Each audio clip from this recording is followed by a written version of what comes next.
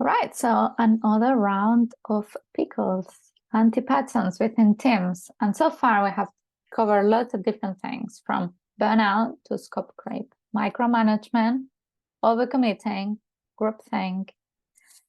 And here we go, another pickle. Something for you to watch out, as it can very easily spoil the broth for your team, for the product that you're working on, and also for yourself. These are very common anti-patterns, and it's important that we work to avoid them so that we can ensure or enable that success is even a feasible option, so that we can be productive into what we do and actually find some joy.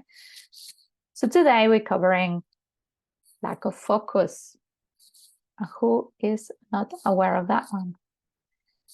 This happens when the team sort of loses focus on the sprint goal. And that can be due to many things, distractions, so unforeseen issues, things coming up. And at the end of the day, the result is an incomplete, or we are not very happy with the outcome. Now, it matters because nipping this out in the bud, it not only helps teams to stay on track and maintain their focus through the sprint, but also enables a healthier environment and ultimately achieving what we're trying to do towards the product and the team vision. Now, we know what it is. We probably have seen it and even suffering at personal level. Now, I want to cover some indicators like we do in this series of anti-patterns. Can be a sign of lack of focus sort of creeping in. So stay tuned. First thing to look for is task switching. That's probably an anti-pattern of its own. It's this idea of starting over finishing. So how can you switch to focus on valuing more finishing over starting? And also on task switching, basically you have the loss of energy and focus on that move. Right? Another indicator is, well, that the goal is being missed. Too many open fronts sort of leads for the main goal of that sprint, of that week, not to be achieved. Another thing that is worth to look for is the increased defects or bugs, because our lack of focus is definitely affecting our quality.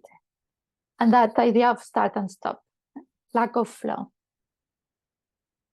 Another indicator is that unplanned work without critically evaluating when something sort of comes in, because things are going to come in. The unexpected is to be expected. But if we're not critically evaluating if we are going to tackle or not and just jumping into it, we should really be careful. And then the last one, scope creep, which is again another entry. We can put a link so you can look for that particular and all indicators and all the antidotes and everything that you can do around it. Now, do benefit, and the team will benefit from prompting when these things happen, so we can reflect and we can consider ways to foster a more open environment and ultimately a more focused one. Which questions, and that's normally another section that we like to cover on this anti-pattern, that can help with our reflection, that can be a bit of a poke to help us open possibilities, and are helpful. It's very good to have in your back pocket. Maybe as a team, how often do we meet the sprint goals? We said, have you noticed an increase in defects or bugs recently? Why? That's not good or bad. It's worth to understand why it's happening.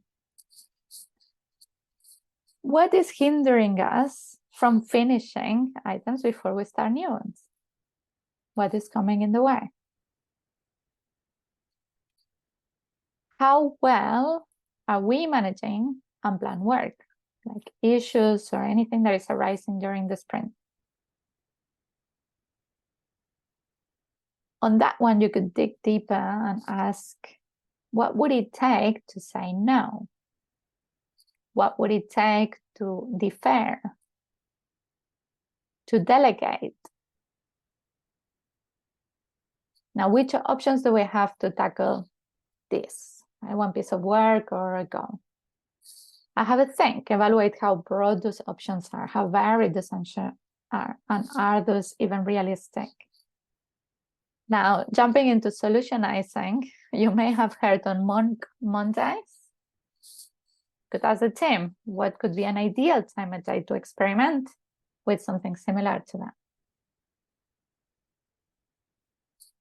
Or ask, what is one thing that would allow us to have more focus this week? One thing to try out for a bit, see how it works. Low commitment, small enough to give it a try. Antidotes. Well, the first one is our beloved and at times contradictory daily stand-up. These are there to act as a touch point, to align the team and maintain focus towards the sprint goal. So don't take them for granted. They may need to be a bit brushed off with some facilitator skills, but those can be very, very helpful because they are there for that.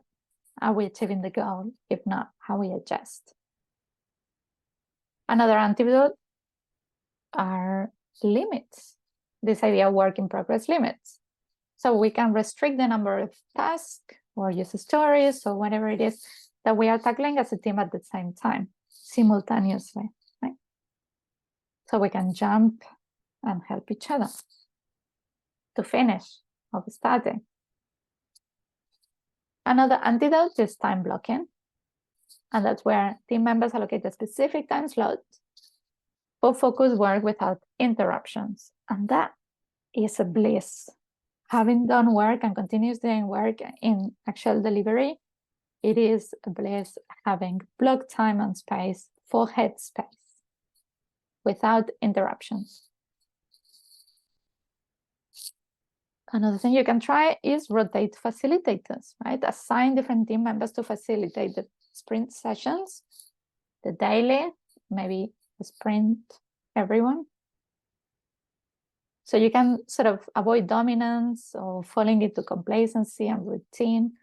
You can encourage various approaches to doing that particular meeting, even tap into external facilitator. Few more antidotes. So there is a lot for lack of focus. And it really, if you tackle it, it really, really can make a difference. You know that one is ruthless prioritization. Same idea of favoring finishing over starting. Focusing what is the main aim, and together, stronger, we deal with it.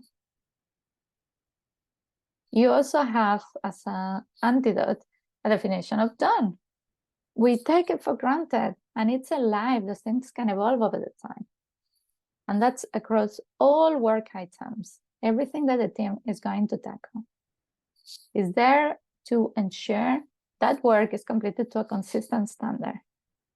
So there is no need to revisit this, sort of helping you to chef left with quality. And everybody has a clarity of when something actually is done. So we focus to get it out the way. And then, of course, the magic one with all these anti-patterns is measure.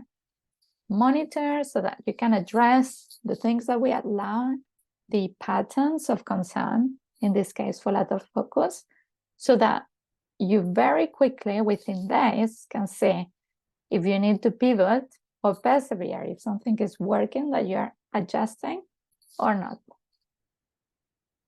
And that's about it with lack of focus. Plenty of food for thought. How to find out with those indicators what sort of questions would be good for you to poke the team, and then what antidotes do you have to tackle the anti-pattern. If you have any extra that you have in your back pocket on this thing, just pop it in the chat in the comments, and or let me know what else you'd like to tackle. And I see you very soon.